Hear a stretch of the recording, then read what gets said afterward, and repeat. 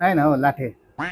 अनि तिमी त पार्टीको सक्रिय कार्यकर्ता जस्तो मान्छे, पार्टीको महाधिवेशनमा गएन त? गएँ नि हौ, किन जाँदिनँ हौ? आफ्नो पार्टीको महाधिवेशनमा पनि जाँदिनँ होला त? ठिकै हो। अनि मटन त पुरै आधा केजीको दरले बाँडेको थियो भन्छ त हौ केटा। त्योसँग अरू चाहिँ थिएन? के को नहुनु हौ, चिउरा पनि थियो अनि कन्डम पनि पो बाँडेको। होइन, मटन त ठिकै छ, अनि त्यो कन्डम चाहिँ किन बाँडेको रहेछ हौ?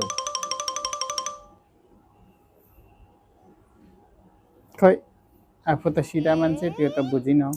हे लाटा, फेरि फेरिको अधिवेशनमा तिमीहरू जस्तै मटन काजी जन्मिएर नाउन् भनेर बाँडेको नि।